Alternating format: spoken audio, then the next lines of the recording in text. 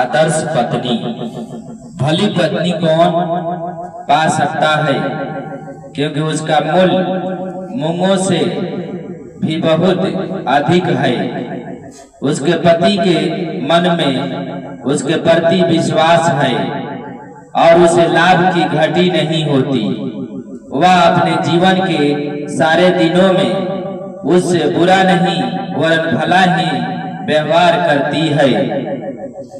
वह ऊन और सन ढूंढ ढूंढ कर अपने हाथों से प्रसन्नता के साथ काम करती है।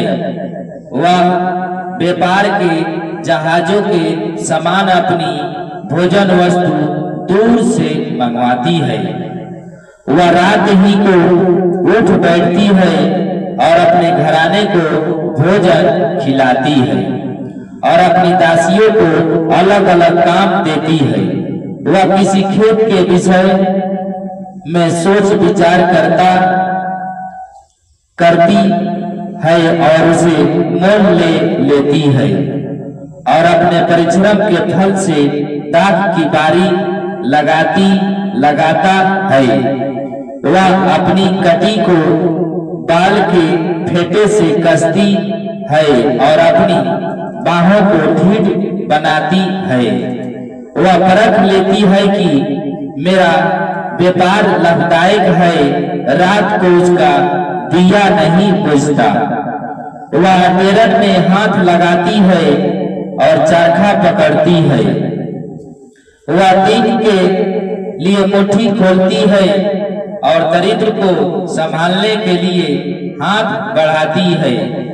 वह अपने घराने के लिए हिम से नहीं डरती, क्योंकि उसके घराने के सब लोग लाल कपड़े पहनते हैं। वह तकिए बना लेती है, उसके वस्त्र सुसम सन और बैंगनी रंग के होते हैं। जब उसका पति सभा में देश के पुरानियों के संग बैठता है तब उसका सम्मान होता है। वह सन के वस्त्र पहनकर बेचती है और व्यापार को कमरबंद देती है। वह बाल और प्रताप का पहरावा पहने रहती है और आने वाला कल पर हंसती है। वह बुद्धि की बात बोलती है और उसके वचन कृपा की शिक्षा के अनुसार होते हैं। वह अपने घराने के चाल चलन को ध्यान से देखती है और अपनी रोटी बिना परिश्रम नहीं खाती। उसके पुत्र उठ उठ कर उसको धन कहते हैं। उसका पति भी उठकर उसकी ऐसी प्रशंसा करता है।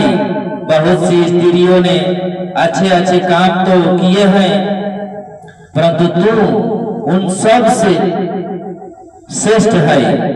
शोभा तो झूठी और सुंदरता व्यर्थ है, परंतु जो स्त्री यहोवा का भय मानती है उसकी प्रशंसा की जाएगी। उसके हाथों के परिश्रम का फल उसे दो और उसके कार्य से सब में उसकी प्रशंसा होगी। हर बुद्धिमान स्त्री अपने घर को बनाती है, पर मूढ़ स्त्री उसको अपने ही हाथों से ढा देती है। जो सिधाई से चलता वह यहोवा का भय मानने वाला है, परंतु जो टेढ़ी चाल चलता वह उसको तुच्छ जानने वाला ठहरता है। मूढ़ के मुंह में गौर का अंकुर है, परंतु बुद्धिमान लोग अपने वचनों के द्वारा रक्षा पाते हैं। जहाँ बैल नहीं वहाँ गौशाला स्वस्थ तो रहती है, परंतु बैल के बाल से अनाज की बढ़ती होती है। सच्चा साजी झूठ नहीं बोलता, परंतु झूठा साजी झूठी बातें उड़ाता है। ठाठा करने वाला बुद्धि को ढूंढता परंतु नहीं पाता, परंतु समझ वाले को ज्ञान सहज से मिलता है।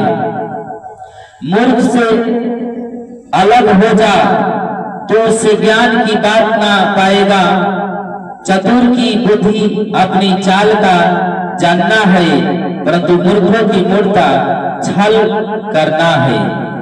मूढ़ लोग पाप का अंगीकार करने को ठाठा जानते हैं, परंतु सीधे लोग के बीच अनुग्रह होता है।